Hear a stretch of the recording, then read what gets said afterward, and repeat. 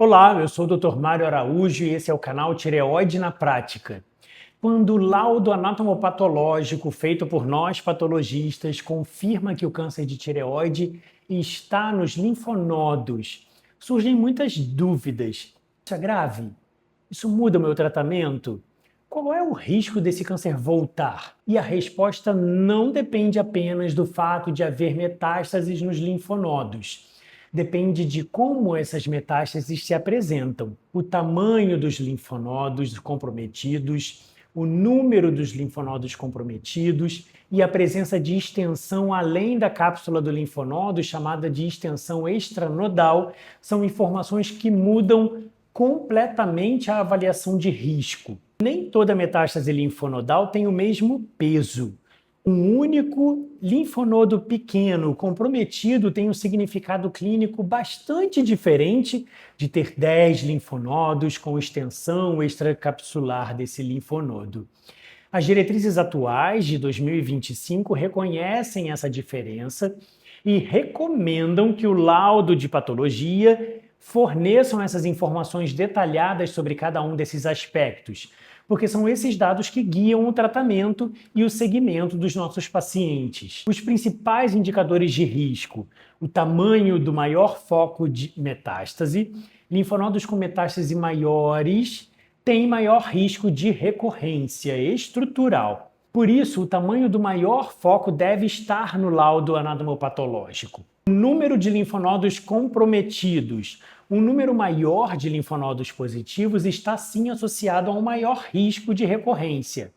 Mas o número absoluto precisa ser analisado em conjunto com o número total de linfonodos examinados.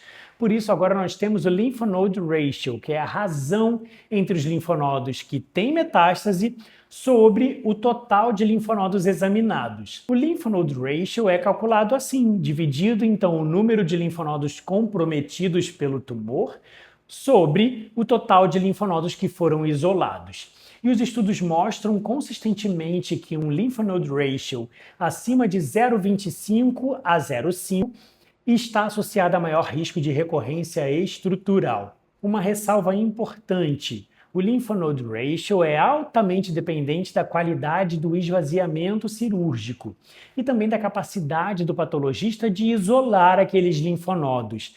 Eu, particularmente, prefiro incluir todo esse material de esvaziamento cervical para estudo em parafina, para olhar no microscópio, porque é muito comum nós termos linfonodos muito pequenos que nós não conseguimos palpar, mas quando nós cortamos esse material por completo, eles aparecem no microscópio e isso muda o nosso Lymph Node Ratio e pode mudar a abordagem do nosso paciente. Pequenas variações no número de linfonodos removidos ou analisados podem sim alterar significativamente esse ratio. E por isso ele deve ser interpretado com cautela e sempre em conjunto com outros dados clínicos e patológicos, mas essa é uma missão muito importante e nós precisamos sensibilizar os patologistas sobre essa informação. Além disso, o tipo de esvaziamento realizado, se ele foi profilático ou terapêutico, influencia tanto o número total de linfonodos removidos quanto a proporção de linfonodos microscopicamente comprometidos. Isso afeta diretamente o cálculo do índice e a interpretação do Lymph Node Ratio. E o Lymph Node Yield, que é o total de linfonodos examinados. Quando nós informamos o número total de linfonodos ressecados, sejam eles benignos ou malignos.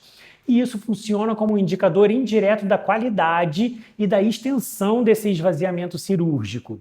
Com base nos dados científicos que nós temos hoje, as expectativas de adequação do esvaziamento cervical são nós termos pelo menos 5 linfonodos no compartimento central do pescoço, também chamado de nível 6, mas pelo menos 20 linfonodos no esvaziamento lateral do pescoço, que vai dos níveis 2 até o nível 5.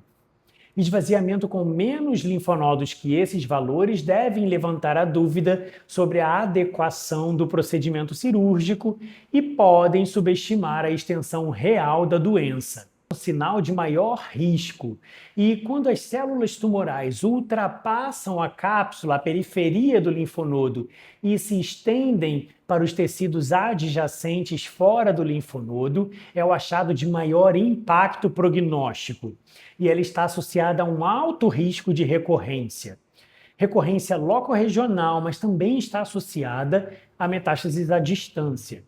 Esse achado já faz parte do laudo sinóptico padronizado pelo Colégio Americano de Patologistas e precisa ser documentado de forma explícita.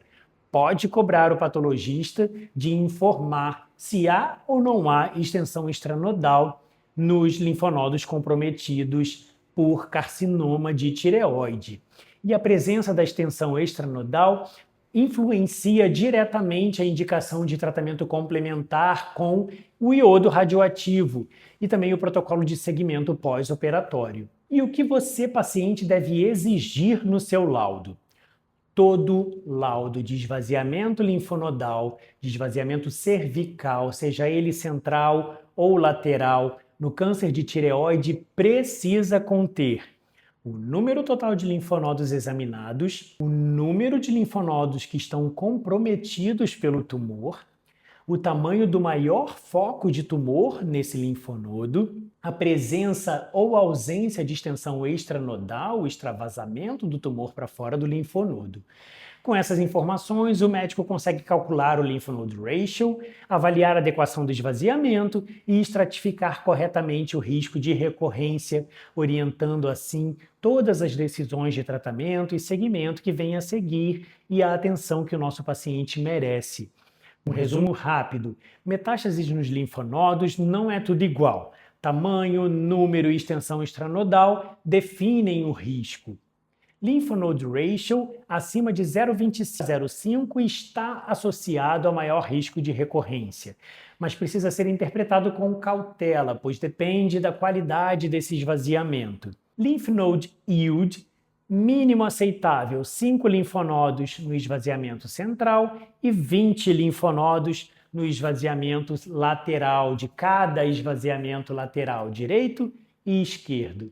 Extensão extranodal é o achado de maior risco e prediz a recorrência tanto locorregional, também metástase à distância, principalmente pulmões e ossos. O laudo deve sempre conter, o laudo do patologista, total de linfonodos examinados, número de linfonodos positivos, tamanho do maior foco de tumor dentro do linfonodo e se há ou não extensão extranodal.